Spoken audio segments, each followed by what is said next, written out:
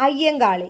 അയ്യങ്കാളിയുടെ ജനനം 1863 ആഗസ്റ്റ് 28-നാണ്.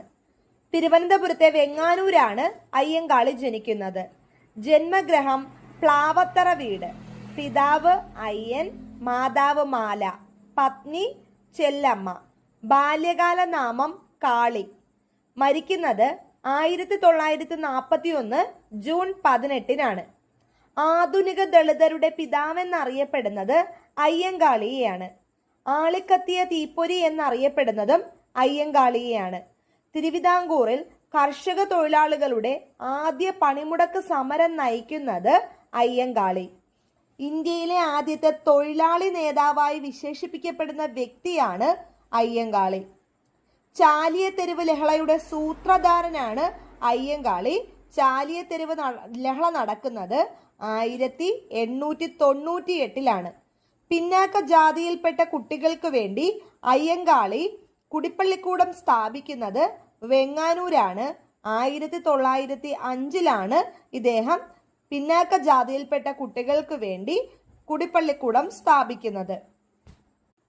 ഞങ്ങളുടെ കുട്ടികൾക്ക് പഠിക്കാൻ സൗകര്യം നൽകിയില്ല എങ്കിൽ കാണായ പാടങ്ങളിലെല്ലാം മുട്ടിപ്പുല്ല് കുരിപ്പിക്കുമെന്ന് പ്രഖ്യാപിച്ച നവോത്ഥാന നായകനാണ് അയ്യങ്കാളി. അദ്ദേഹത്തിന്റെ പ്രസിദ്ധമായ സമരമാണ് വില്ലുവണ്ടി സമരം.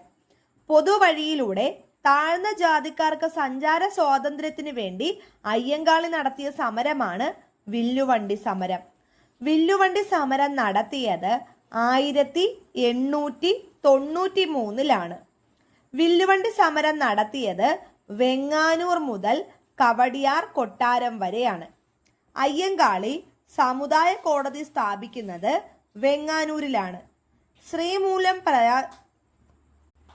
ശ്രീമൂലം പ്രജാസഭയിൽ അംഗമായ ആദ്യ SC വിഭാഗത്തിൽപ്പെട്ടയാളാണ് അയ്യങ്കാളി. ഇദ്ദേഹം ശ്രീമൂലം പ്രജാസഭയിൽ അംഗമാകുന്നത് 1911 ഡിസംബർ 5-നാണ്. ശ്രീമൂലം പ്രജാസഭയിൽ തുടർച്ചയായി 28 വർഷം അംഗമായിരുന്ന കേരളത്തിലെ സാമൂഹിക പരിഷ്കർത്താവാണ് അയ്യങ്കാളി. 1912-ലെ നെടുമങ്ങാട് ചന്ത കലാപത്തിന് നേതൃത്വം നൽകിയതും അയ്യങ്കാളിയാണ്. അയ്യങ്കാളിയെ ആകർഷിച്ച ബ്രഹ്മനിഷ്ഠ വിദ്യാമഠത്തിന്റെ സ്ഥാപകൻ സദാനന്ദ സ്വാമികളാണ്. സമൂഹത്തിലെ അനാചാരങ്ങളും അസമത്വങ്ങളും ഇല്ലാതാക്കുന്നതിന് വേണ്ടി അയ്യങ്കാളി ആരംഭിച്ച പ്രസ്ഥാനമാണ് സാധുജന പരിപാലന സംഘം. 1907-ലാണ് സാധുജന പരിപാലന സംഘം സ്ഥാപിക്കുന്നത്.